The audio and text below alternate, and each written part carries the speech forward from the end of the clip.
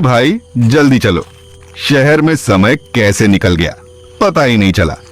कहीं गांव जाने वाली ट्रेन छूट ना गई हो, नहीं तो पूरी रात स्टेशन पर फंसे रह जाएंगे। चल। अरे अभी ट्रेन नहीं छूटी होगी रे भाई, हाँ थोड़ा शांति रख। भगवान करे ना छूटी हो बेटा, सुबह फिर दुकान भी तो खोलनी है। पूरा दिन बाजार में घूमते घूमते कमर टूट गई। सही कह रहे हो रत्ना चाचा, आज बाजार में जरूरत से ज्यादा देर हो गई है। चलो पहले स्टेशन पहुंचते हैं, जल्दी जल्दी घर भी जाना है। शहर के बाजार में जरूरी सामान खरीदते खरीदते और अपने बाकी के काम निपटाते निपटाते चारों को काफी देर हो चुकी थी। जब तक वो माधवपुर रेलवे स्टेशन पहुंचे, रात का 1 बजे बज चुका था।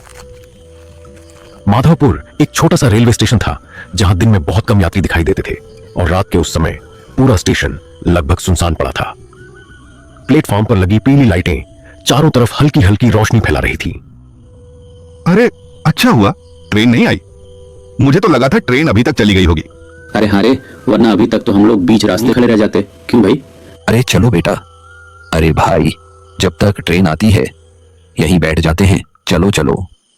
रात का समय, ऊपर से पूरे दिन की थकान, धीरे धीरे सभी की आंखों पर नींद हावी होने लगती है। अरे भाइयों मुझे तो बहुत नींद आ रही है, सुबह से 1 मिनट भी आराम नहीं मिला। मुझे भी बेटा, जरा आंख लग जाए तो अच्छा लगेगा।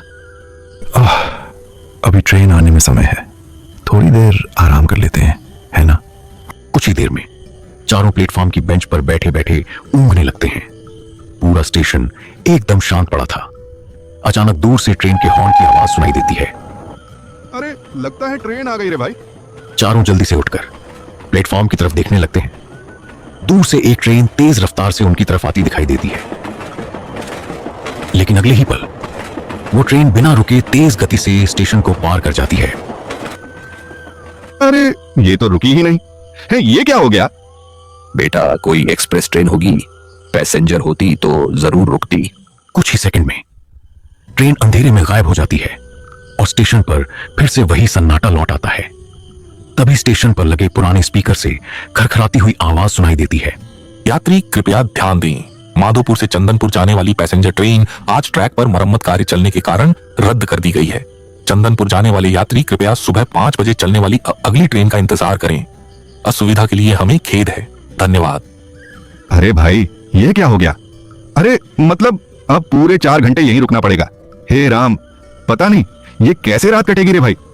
अरे वाह रे किस्मत, इतनी जल्दी जल्दी भाग कर आए और ट्रेन ही रद्द हो गई रे भैया। रद्द हो गई, अभी क्या? अरे बेटा अब सुबह 5 बजे तक यहाँ बैठना पड़ेगा क्या? लगता तो यही है रत्न चाचा, इस समय गांव जाने का कोई और साधन भी तो नहीं है, अब क्या ही करें। कुछ देर तक चारों चुपचाप बैठे रहते हैं।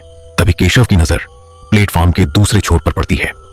रत्न चाचा जरा जरा तो देखिए, प्लेटफॉर्म के दूसरे छोर पर कोई खड़ा दिखाई दे रहा है। देखो देखो। अरे हाँ रे बेटा, अभी तो वहां कोई नहीं था, फिर वो कौन है? सभी उधर देखने लगते हैं।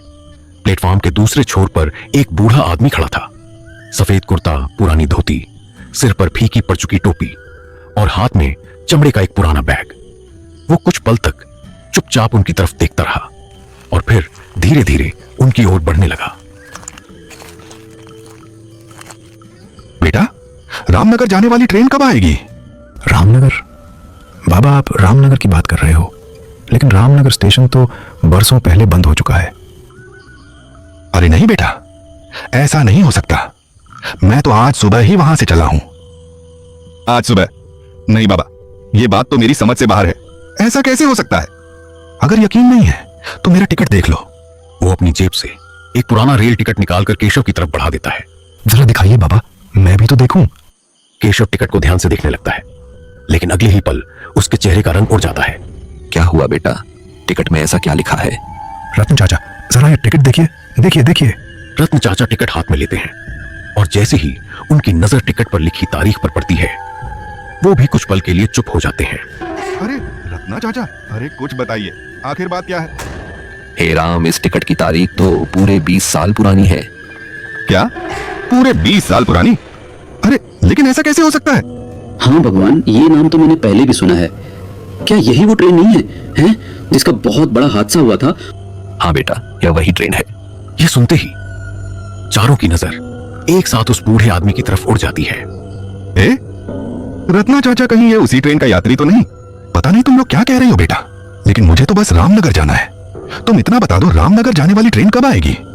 कुछ पल तक कोई कुछ नहीं बोलता और फिर वो बूढ़ा आदमी मुड़ता है और धीरे धीरे प्लेटफॉर्म के अंधेरे हिस्से की तरफ चलने लगता है। अरे बाबा रुकिए तो सही, आप आखिर कहना क्या चाहते हो? लेकिन वो नहीं रुकता और कुछ ही देर बाद वो अंधेरे में गायब हो जाता है। ए रत्ना चाचा, मुझे तो अब सच में डर लगने लगा है भाई। हैं, 20 साल पुरानी टिकट। बेटा मुझे तो कुछ ठीक नहीं लग रहा। आज तक ऐसी चीज कभी नहीं देखी मैंने। मुझे तो डर लग रहा है। अगर वो सच बोल रहा था तो फिर वो था कौन? चारों की नजर उसी अंधेरे पर टिकी रहती है जहां कुछ देर पहले वो बूढ़ा आदमी खड़ा था।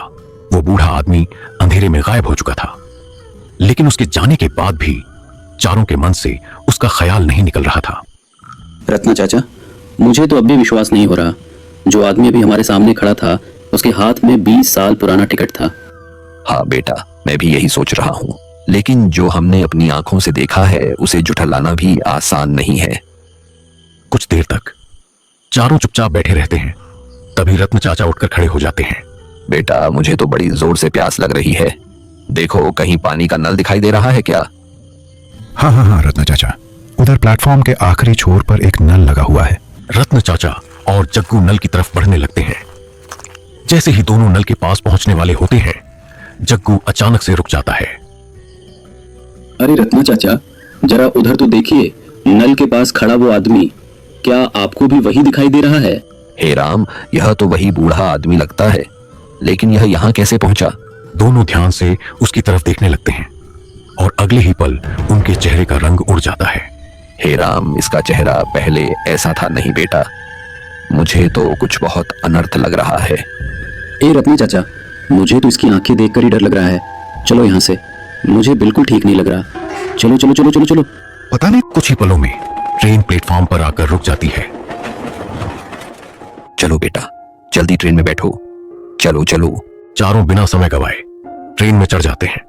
हे राम, अब तो बस घर पहुंच जाए और कुछ नहीं चाहिए। सच कहूं रत्ना चाचा, मैं तो अब रात में कभी इस स्टेशन पर नहीं रुकूंगा। अरे मैं भी नहीं बेटा। आज जो कुछ हमने देखा है उसे भूलना आसान नहीं होगा। ट्रेन धीरे धीरे आगे बढ़ती रहती है और कुछ समय बाद आखिरकार चंदनपुर स्टेशन आ जाता है। अरे भगवान का लाख लाख शुक्र है, आखिर अपने गांव पहुंच गए, है कि नहीं? देखो चलो अब अपने घर चलते हैं।